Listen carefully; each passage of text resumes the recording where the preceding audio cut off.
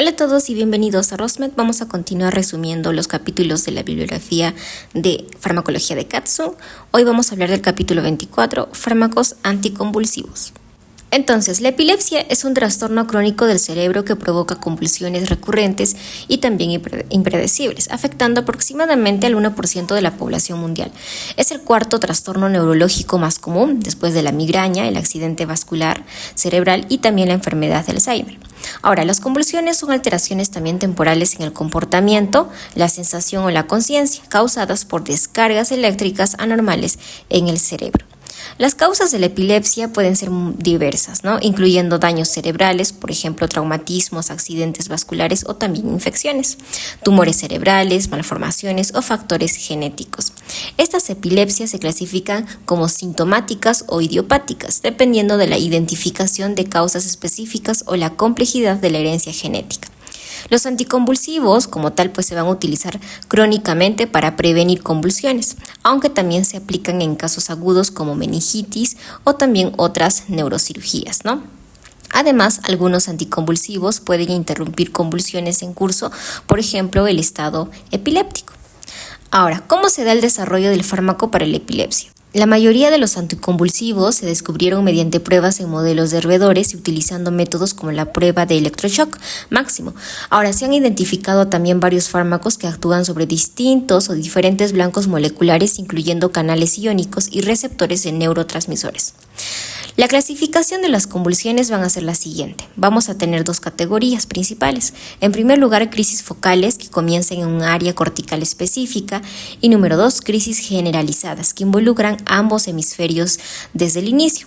Las crisis focales pueden ser simples o complejas, dependiendo de la conciencia del paciente. Las crisis tónicas y clónicas, comúnmente conocidas como gran mal, son caracterizadas por pérdida de conciencia y movimientos violentos, seguidas de un periodo de confusión. También existen las crisis de ausencia, que son breves episodios de pérdida de conciencia sin postictal, que básicamente es esa alteración de la conciencia. Ok, entonces, ¿cuál es el tratamiento de la epilepsia? Bueno, los medicamentos anticonvulsivos se administran por vía oral para prevenir las crisis epilépticas. La elección del fármaco depende del tipo de crisis y de la clasificación del síndrome del paciente. Aproximadamente 2/3 de los pacientes van a lograr un control adecuado de las crisis con la selección correcta de medicamentos. Se prefiere la monoterapia en pacientes menos afectados para reducir efectos adversos. En casos difíciles de controlar, se pueden usar varios medicamentos. La resistencia a los fármacos es muy común en ciertas encefalopatías epilépticas y también algunas crisis focales. La cirugía como tal puede curar la epilepsia al resecar la resección cerebral afectada o hacer la resección de esta zona, siendo más frecuente la resección del lóbulo temporal. Dispositivos, por ejemplo, de estimulación eléctrica como el estimulador del nervio vago y el neuroestimulador sensible se utilizan también para crisis refractarias. La estimulación cerebral profunda también está indicada como tratamiento complementario. Además de los medicamentos, obviamente, y también la cirugía, las dietas cetogénicas, es decir, ricas en grasas y bajas en carbohidratos, son eficaces especialmente en epilepsias refractarias como el síndrome de Dravet y la deficiencia del transportador de glucosa tipo 1. Mecanismos de acción.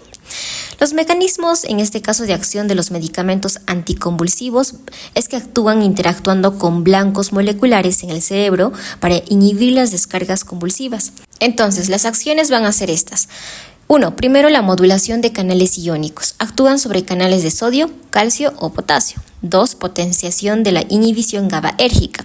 Aumentan la actividad de la inhibición rápida mediada por lo que es el GABA, 3. Modificación de liberación sináptica. Por ejemplo, estos van a alterar cómo se liberan los neurotransmisores. Y 4. Disminución de la excitación mediada por glutamato. Reducen la actividad excitatoria de las neuronas. El equilibrio entre la excitación, en este caso mediada por el glutamato, y la inhibición, que es mediada por el GABA, es crucial. Un desequilibrio que favorezca la excitación puede resultar en convulsiones, por lo que los tratamientos que aumentan la inhibición o disminuyen la excitación van a ser efectivos en el control de estas crisis. Farmacocinética de los anticonvulsivos. Bueno, la administración continua de los anticonvulsivos es vital para prevenir convulsiones, que pueden ser mortales. Entonces, es fundamental mantener niveles adecuados del fármaco en el organismo. Además que también muchos anticonvulsivos tienen una ventana terapéutica estrecha, lo que significa que pequeñas variaciones en la dosis pueden llevar a una exposición inadecuada o incluso a la toxicidad. Ahora, ¿cuáles son esas propiedades farmacocinéticas? Vamos a tener dos. Primero, la relación dosis-exposición, que básicamente es la relación entre la dosis y la concentración del fármaco en el plasma, lo cual puede ser no lineal, y factores como la insuficiencia hepática o renal pueden afectar la eliminación del fármaco. Número 2. Interacciones medicamentosas. La coadministración de otros fármacos puede modificar la eliminación de los anticonvulsivos, requiriendo obviamente un ajuste de lo que es la dosis, ¿no? Ahora, con respecto al metabolismo y la excreción de pues muchos anticonvulsivos se van a metabolizar en el hígado a través de la enzima del citocromo P450 y también pueden inducir o inhibir estas enzimas, ¿no? Algunos se van a excretar a través del riñón, lo que reduce también el riesgo de interacciones con otros fármacos. Con respecto a la biodisponibilidad y la distribución, pues los anticonvulsivos deben tener buena biodisponibilidad oral y ser capaces de cruzar la barrera hematoencefálica.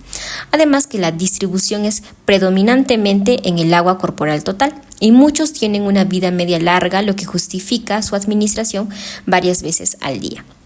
Entonces vamos a mencionar algunos de esos fármacos, ¿no? En primer lugar, la carbamazepina, ¿no? Entonces, se utiliza principalmente para tratar crisis focales y crisis tónico-clónicas. Es el tratamiento de elección para la neuralgia del trigémino y también se emplea como estabilizador del estado de ánimo en el trastorno bipolar. Va a actuar como bloqueador de los canales de sodio, interfiriendo con la fase de despolarización rápida de los potenciales de acción neuronal, lo que ayuda a prevenir la propagación de las convulsiones. Ahora, el libro nos dice algunas consideraciones clínicas con respecto a los anticonvulsivos en general. Nos menciona que es crucial monitorear los niveles plasmáticos de anticonvulsivos en pacientes, especialmente cuando se introducen nuevos medicamentos, ¿no? O también cuando hay un cambio en la función hepática o renal. Además, también se menciona que al iniciar o cambiar otros tratamientos se debe considerar la posibilidad de ajustar la dosis del anticonvulsivo para mantener la eficacia y evitar también la toxicidad. Ahora, lo importante aquí también es que debemos educar al paciente, es decir, informar a los pacientes sobre la importancia de la adherencia al tratamiento y los posibles también efectos secundarios de los medicamentos. Ahora, continuemos con la farmacocinética de lo que vendría a ser la carbamazepina, ¿no? Entonces, la biodisponibilidad de pues va a ser casi 100% por vía oral, con variaciones en la tasa de absorción. El efecto de la alimentación, pues es que se menciona que la administración después de las comidas puede reducir la absorción, lo que puede obviamente ayudar a tolerar dosis más altas. La distribución nos mencionan que el volumen de distribución es de aproximadamente 1 litro por kilogramo.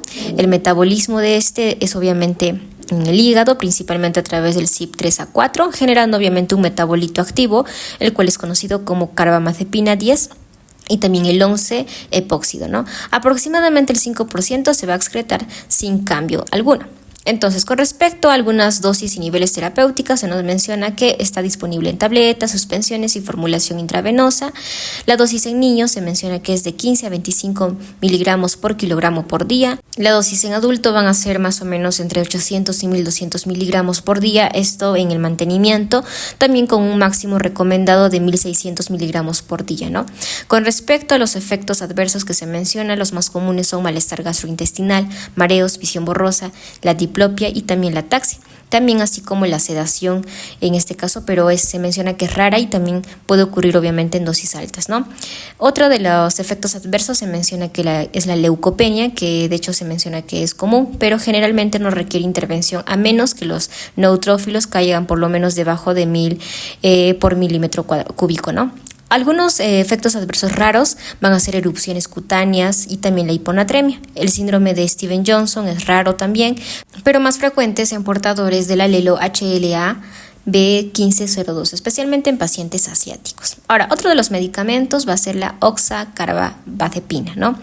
Este medicamento es el análogo dieceto de la carbamazepina. A diferencia de las carbamazepina, pues no puede formar un metabolito epóxido como lo habíamos mencionado, aunque se ha formado por lo menos la hipótesis de que el epóxido está asociado con efectos adversos de la carbamazepina. Entonces, hay poca evidencia en realidad de que en este caso la oxcarbazepina se tolere mejor. Sin embargo, pues se considera que este medicamento protege contra las convulsiones bloqueando los canales de sodio activados por voltaje, de manera similar a la carbamazepina, ¿no? La vida media de este tipo de fármaco es solamente de 1 a 2 horas. Su actividad anticonvulsiva reside casi exclusivamente en los metabolitos 10-hidroxiactivos y también en la licarbazepina, ¿no? Ahora, con respecto a este fármaco, también podemos mencionar que es menos potente que la carbamazepina, tanto en las pruebas en animales como en pacientes. Las dosis clínicas de este medicamento pueden necesitar por lo menos un 50%, es decir, pueden necesitar 50% más alta que la de carbamazepina para obtener un control equivalente de las convulsiones. Ahora, algunos estudios informan menos reacciones de hipersensibilidad, en este caso este fármaco, y no siempre ocurre en reactividad cruzada con lo que vendría a ser la carbamazepina. Además, el fármaco parece inducir enzimas hepáticas en menor medida que la carbamazepina, lo que minimiza obviamente pues las interacciones farmacológicas, ¿no? Aunque también se menciona que pueden ocurrir hiponatremia, lo cual mencionamos que podría en este caso también ser no tan común en lo que vendría a ser la carbamazepina. Sin embargo, aquí también se puede presentar raramente, ¿no? Entonces, también se menciona que la mayoría de los efectos adversos de la oxcarbazepina son similares a los de la carbamazepina con respecto a los efectos adversos comunes.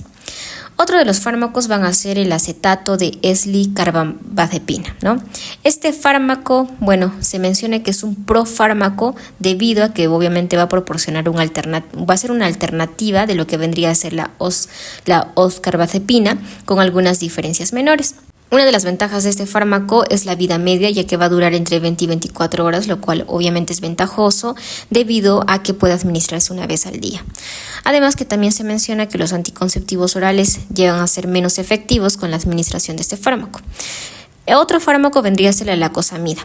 Este fármaco básicamente pues se menciona que se usa sobre todo o está aprobada para el tratamiento de las crisis de inicio focal en personas mayores de 17 años. En ensayos clínicos con más de 1.300 pacientes se menciona que fue efectivo por lo menos en dosis de 200 miligramos por día y también tuvo una eficacia general mayor y aproximada a 400 y 600 miligramos por día. Lo que se menciona también aquí es que algunos efectos secundarios podrían ser lo que es el dolor de cabeza, mareos, náuseas y también la diplopia. El medicamento suele administrarse por lo menos 2 veces al día, comenzando con una dosis de 50 miligramos y con aumentos semanales de 100 miligramos, ¿no? Una formulación, por ejemplo, intravenosa también puede proporcionar una sustitución a corto plazo para el medicamento oral. Además que la solución oral contiene aspartamo, es decir, una fuente de la fenilalanina que obviamente podría ser perjudicial en personas con fenilcetonuria, ¿no? Con respecto a la farmacocinética de este fármaco, que es la lacosamida, pues en adultos este fármaco oral se absorbe rápido y por completo, sin efecto en este caso con los alimentos, ¿no? La biodisponibilidad es casi por lo menos al 100%, las concentraciones plasmáticas son proporcionales a las dosis orales de 800 miligramos, además que las concentraciones máximas ocurren entre 1 y 4 horas después de la administración oral, con una vida media larga de eliminación de 13 horas, ¿no? No se presentan metabolitos activos y la unión a proteínas es mínima. Ahora, este fármaco también no induce ni inhibe las isoenzimas del citocromo P450, por lo que las interacciones entre fármacos o medicamentos van a ser mínimos, ¿no? Otro de los fármacos es la fenitoína. Este tipo de fármaco tiene una actividad anticonvulsiva que fue identificada por primera vez en 1938. Se menciona que es el fármaco no sedante más antiguo utilizado en el tratamiento de la epilepsia. Se prescribe para la prevención de las crisis focales y crisis tónico-clónicas generalizadas y también para el tratamiento agudo del estado epiléptico. Debido a los efectos adversos y en este caso a la propensión a las interacciones farmacológicas, hoy en día ya no se considera una terapia crónica de primera línea. Se nos menciona también una parte, lo que vendría a ser la parte química, pero prefiero que se lea porque es un poco complicado mencionarlo, ¿no? Sin embargo, podríamos decir que la fenitoína se receta con mayor frecuencia en una cápsula de liberación prolongada que va a contener fenitoína sódica y otros excipientes para proporcionar una tasa de absorción lenta y prolongada que obviamente podría ser entre concentraciones máximas en la sangre de 4 a 6 horas. Bien, con respecto quizás un poquito al mecanismo de acción, pues ya hemos mencionado que actúa bloqueando básicamente canales de sodio, lo que interfiere con la excitabilidad neuronal y también la propagación de las crisis epilépticas, ¿no? Con respecto a las uniones de las proteínas, la fenitoína se va a unir el 90% a la albúmina sérica, lo que hace susceptible a los desplazamientos por otros fármacos. Por ejemplo, la warfarina, el ácido valproico y entre otros, ¿no? Lo que obviamente puede causar toxicidad. Ahora, con respecto a quizás un poquito de la toxicidad, ya que estamos hablando, debemos mencionar que algunos síntomas iniciales podrían ser nistagmo y pérdida de movimientos de búsqueda extraoculares. Algunos efectos adversos comunes son la diplopia, ataxia, sedación, generalmente a niveles más altos, ¿no? En las mujeres se presenta por lo menos de manera más frecuente lo que vendría a ser la hiperplasia gingival y también el hirsutismo, que en este caso son más frecuentes, ¿no? Ahora, con respecto a algunos efectos a largo plazo, se menciona un posible engrosamiento de características faciales y también neuropatía periférica leve. Tenemos otros dos fármacos que vendría a ser la gabapentina y la pregabalina. Estos dos fármacos, aunque tienen similitudes estructurales con el GABA, no actúan sobre los receptores GABAérgicos ni su neurotransmisión. Su principal acción es la unión a las proteínas alfa-2, en este caso alfa-2,1, alfa-2,2, que son en este caso subunidades auxiliares de los canales de calcio dependientes de voltaje. Esta unión podría disminuir la liberación del glutamato en sinapsis excitadoras. También se menciona que tiene una interacción con el NMDA. Y en cuanto a los usos clínicos, pues son efectivos en el tratamiento de crisis focales, pero no se ha demostrado eficacia en crisis generalizadas. La gabapentina puede agravar crisis de ausencia y también las mioclónicas. Con respecto a las dosis, específicamente la gabapentina inicia a 900 miligramos por día dividida en 3 dosis, con posibles dosis de hasta 3.600 miligramos por día para respuestas rápidas. Por otra parte, la pregabalina inicia a 150 miligramos por día, pudiendo comenzar con 75 miligramos por día para evitar efectos adversos. Las dosis de mantenimiento van a ser entre 150 a 600 miligramos por día. Algunas aplicaciones adicionales se mencionan que ambas se utilizan para el para el tratamiento del dolor neuropático, por ejemplo, una neuralgia posherpética o también una neuropatía diabética y trastornos también de ansiedad. Así como también que la pregabalina también está aprobada para la fibromialgia, ¿no? Con respecto a la farmacocinética, pues no se metabolizan en este caso y se eliminan sin cambios en la orina. Con respecto a la absorción, la gabapentina se absorbe a través del sistema de transporte de L-aminoácidos. Su biodisponibilidad disminuye con dosis más altas debido a la saturación del transporte. La pregabalina presenta absorción lineal en el rango terapéutico con una biodisponibilidad de más del 90%. Algunos efectos secundarios comunes de ambos: somnolencia, mareos, ataxia, cefalea y también temblor, así como también aumento de peso y edema periférico. Otro de los fármacos, la tiagabina. Este fármaco es un inhibidor selectivo del transportador GAT1 GABA que prolonga las respuestas sinápticas inhibitorias mediadas por el GABA. Entonces va a actuar inhibiendo la recaptación del GABA, lo que aumenta obviamente la disponibilidad en el espacio extracelular. Este fármaco se considera un tratamiento de segunda línea para las crisis focales y está contraindicado en epilepsias con crisis de inicio generalizado.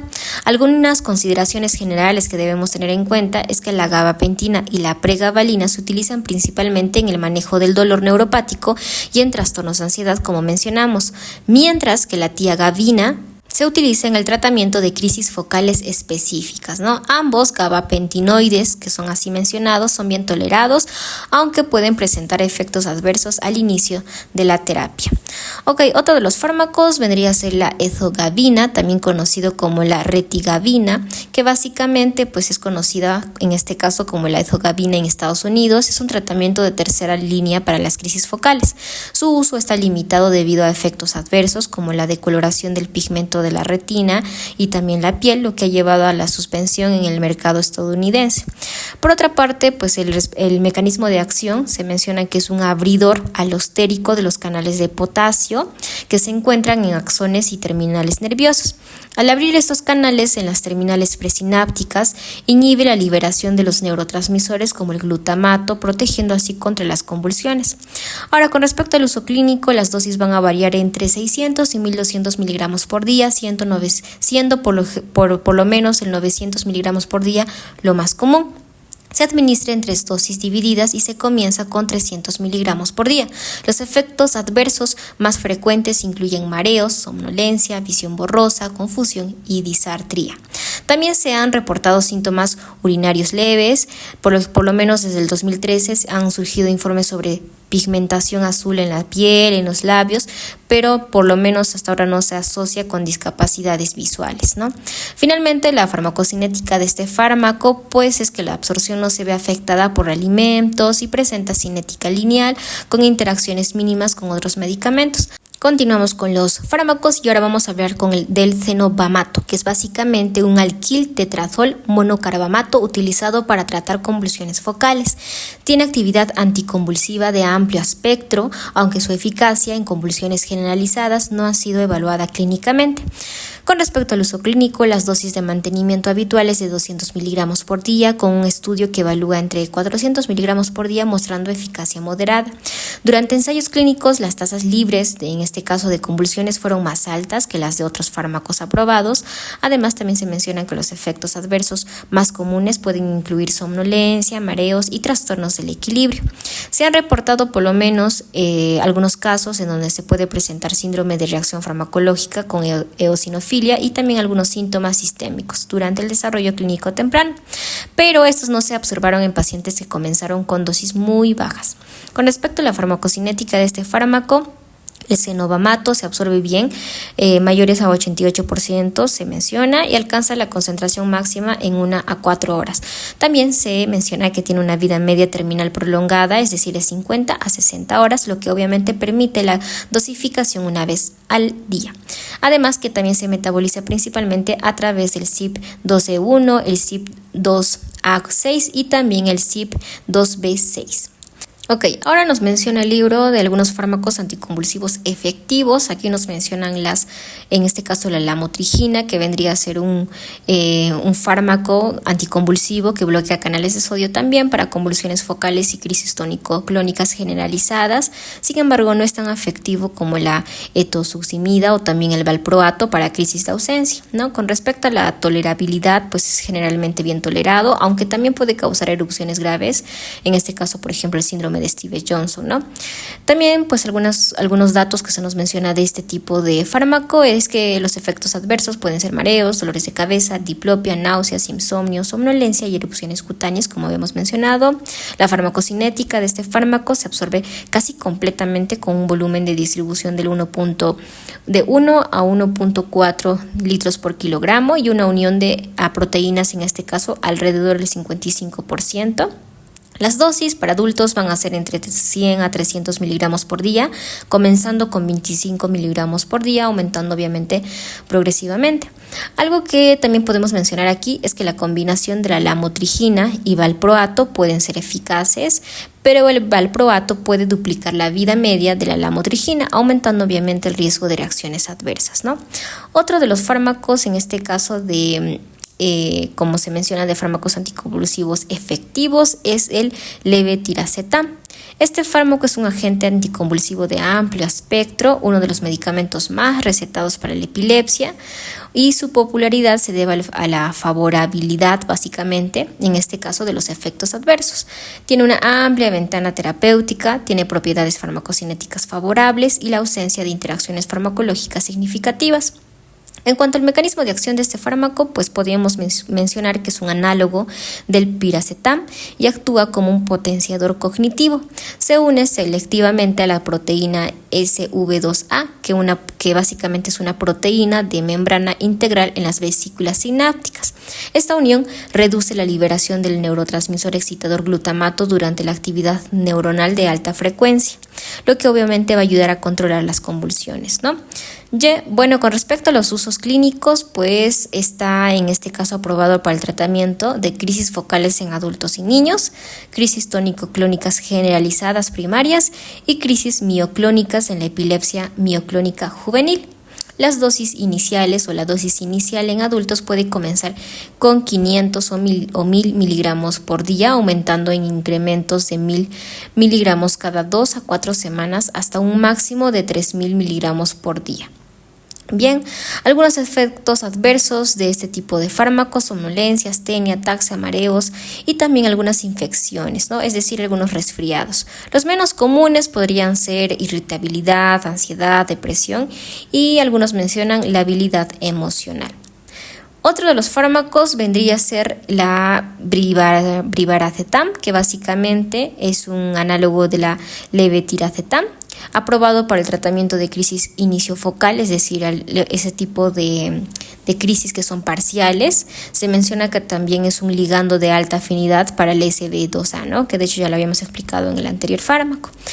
Por lo menos con respecto a efectos adversos, no se ha demostrado que en este caso el brivaracetam tenga una eficacia superior al levetiracetam.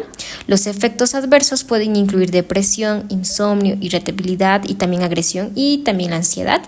Además, también se menciona que cambiar de levetiracetam a brivaracetam puede ser beneficioso para algunos pacientes con efectos adversos conductuales. Con respecto a la farmacocinética de este fármaco, se absorbe rápidamente y completamente después de la administración oral, al igual que el anterior. La vida media de eliminación es de 7 a 8 horas, permitiendo una dosificación 2 veces al día. Va a presentar una unión baja proteínas plasmáticas menores al 20%. Y bueno, la coadministración con carbamazepina o fenitoína puede aumentar también la exposición a estos medicamentos, ¿no? Obviamente, pues va a requerir un ajuste de dosis si se hace esto. Otro de los fármacos, el perampanel, que este es básicamente un antagonista del receptor AMPA, aprobado para el tratamiento de crisis focales y tónico-clónicas generalizadas primarias. Se utiliza como tratamiento adyuvante en pacientes que no responden adecuadamente a otros anticonvulsivos. Además que la eficacia, pues se menciona que puede causar efectos adversos como somnolencia, mareos y cambios en el estado de ánimo. Además también se ha asociado con un riesgo de reacciones psiquiátricas como agresión y comportamientos homicidas en algunos pacientes. Con respecto a la farmacocinética, va a presentar una farmacocinética lineal con una buena absorción después de la administración oral. La vida media es de aproximadamente 105 horas, lo que permite un régimen de dosificación flexible. Otro de los fármacos es el felbamato, que básicamente es un tipo de dicarbamato utilizado para tratar crisis focales y también el síndrome de Lennox-Gastaut. Se relaciona estructuralmente con el meprobomato, un sedante hipnótico que de hecho ya habíamos hablado en el anterior capítulo. Es generalmente bien tolerado y algunos pacientes reportan una mejora en el estado de alerta. Sin embargo, su uso está limitado a casos de convulsiones refractarias debido al riesgo de efectos adversos graves como anemia aplástica y también la hepatitis. Con respecto al mecanismo de acción de este fármaco, pues bloquea lo que son los receptores NMDA, potencia en lo que es el GABA. Con respecto al uso clínico, generalmente se inicia con 400 miligramos 3 veces al día. Las dosis pueden obviamente aumentar lentamente hasta un máximo de 3.600 miligramos por día. Los niveles plasmáticos, pues aquí se menciona que se consideran efectivos niveles entre 30 y 100 microgramos por mililitros, con controles óptimos de convulsiones a concentraciones por debajo de 60 microgramos por mililitro.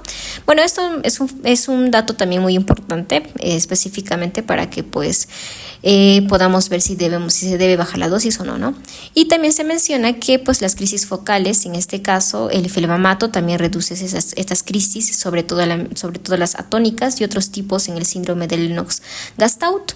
Con respecto a la farmacocinética, se nos menciona que se absorbe vía oral, por lo menos mayor del 90%, y se menciona que aproximadamente del 30 al 50% se va a excretar sin cambios en la orina. Bien, ahora el libro nos menciona lo que son los fármacos efectivos para las crisis generalizadas. Se menciona que hay un número limitado de anticonvulsivos que son agentes de primera línea en el tratamiento de pacientes con diferentes tipos de crisis generalizadas. Entre ellos, por ejemplo, tenemos el valproato, que se destaca por su eficacia, siendo considerado el tratamiento de primera elección para estos pacientes. Sin embargo, el uso pues obviamente se evita en mujeres en edad fértil debido a los efectos secundarios problemáticos y su potencial teratogénico. Entonces, hablemos del valproato. Este tipo de fármaco es un anticonvulsivo de amplio espectro que ofrece protección contra muchos tipos de convulsiones. Además de su uso en epilepsia, se utiliza como estabilizador del estado de ánimo en el trastorno bipolar y como profiláctico para la migraña. Este compuesto se descubrió originalmente como un solvente durante la búsqueda de otros anticonvulsivos. Bien, el mecanismo de acción de este fármaco es que en este caso pues no es tan completamente claro. Se ha observado que tiene una eficacia de amplio espectro en modelos animales, proporcionando obviamente protección anticonvulsiva en diferentes pruebas. Y lo que sí se menciona es la relación entre la actividad anticonvulsiva y los niveles plasmáticos del fármaco, que en este caso son deficientes, ¿no? Los usos clínicos con respecto a este se mencionan los siguientes: crisis mioclónicas, crisis atónicas, crisis tónico-clónicas generalizadas. Y también crisis de ausencia generalizadas, preferido sobre todo para la etoxuizimida cuando se presentan crisis tónico-clónicas concomitantes, ¿no? La farmacocinética de este fármaco es que se absorbe por vía oral con una biodisponibilidad superior al 80%. Los niveles máximos en sangre se observan aproximadamente a las 2 horas. La comida puede retrasar la absorción y se sugiere que se administre después de las comidas para mejorar la tolerabilidad. En cuanto a la dosificación en niveles terapéuticos, se inicia con 15 miligramos por kilogramo por día. Algunas interacciones farmacológicas se mencionan que el valproato puede inhibir el metabolismo de otros fármacos, aumentando así sus concentraciones en el organismo.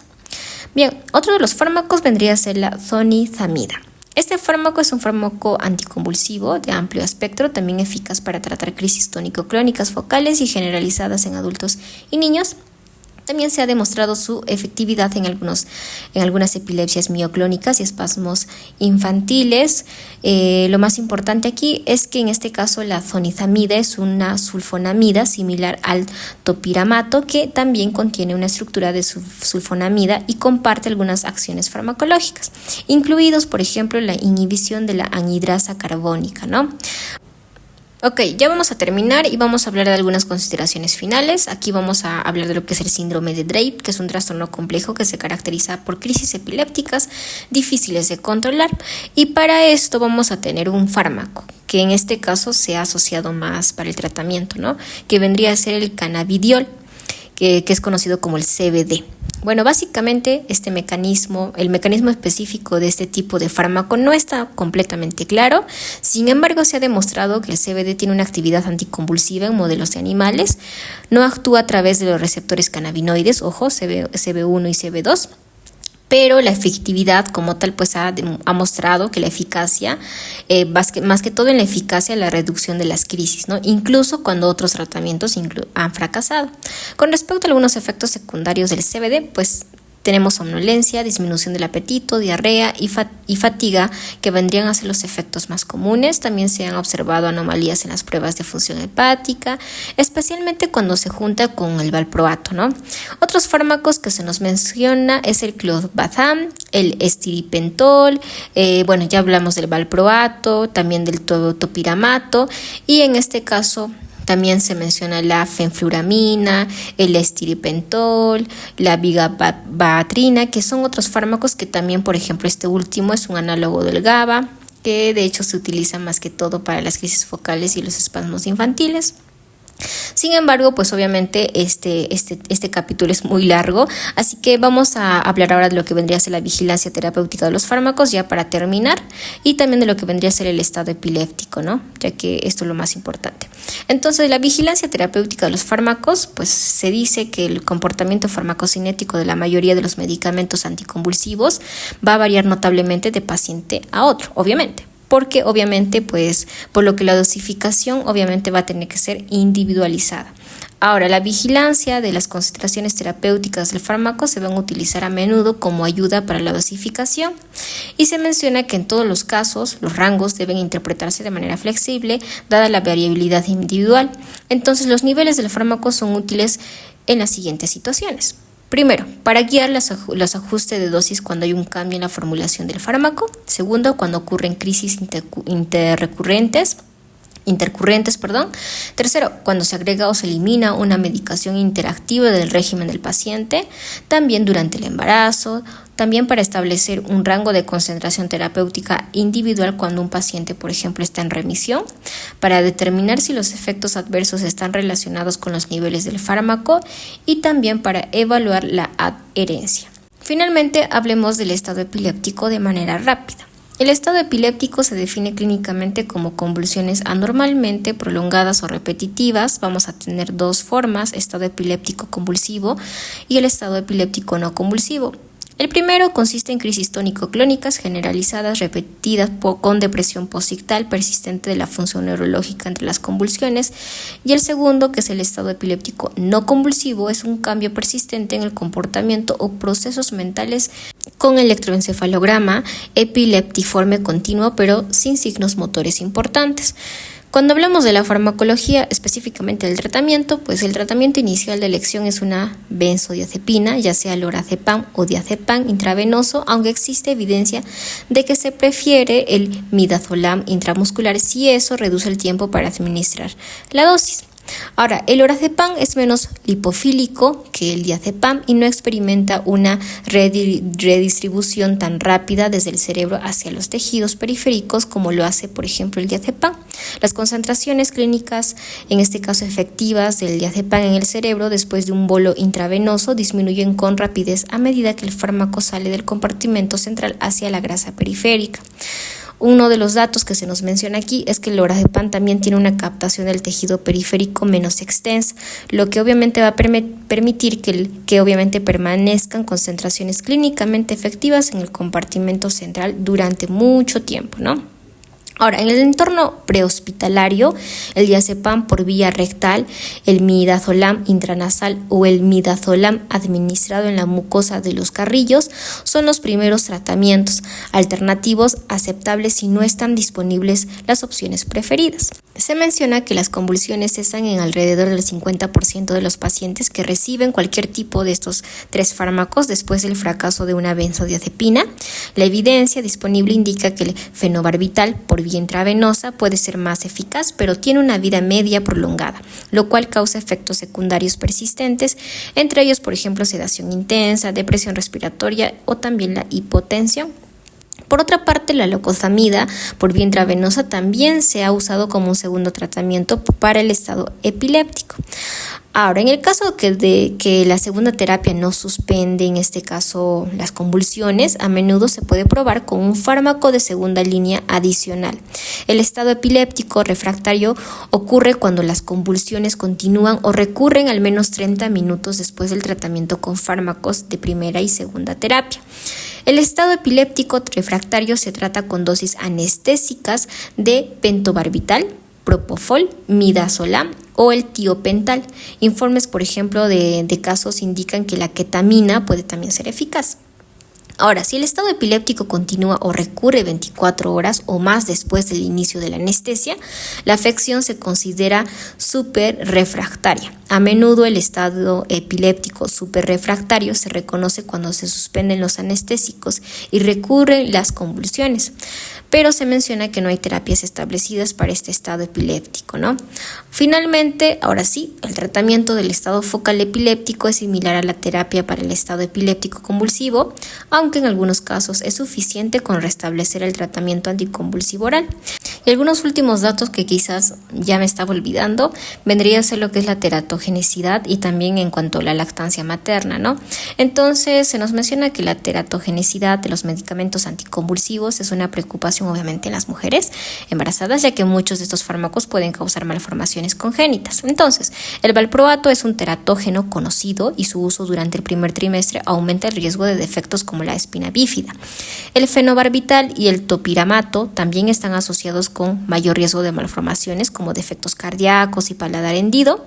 Si es posible, estos medicamentos deben evitarse o usarse en las dosis más bajas. Otros anticonvulsivos, por ejemplo, la lamotrigina, el levetiracetam, también tienen un riesgo menor, pero se menciona que sí tienen riesgo de malformaciones y no afectan significativamente, pues en este caso, las capacidades cognitivas del niño. En cuanto a la lactancia materna, algunos anticonvulsivos como la primidona, el levetiracetam, la gabapentina, el topiramato y la lamotrigina pasan a la leche materna en concentraciones significativas. Sin embargo, no se han reportado efectos adversos graves en los recién nacidos, aunque se han observado casos de sedación con barbitúricos y benzodiazepinas. Y ahora sí, hemos terminado con el capítulo 24. Lo he tratado de resumir todo. Si te gustó, dale like y suscríbete.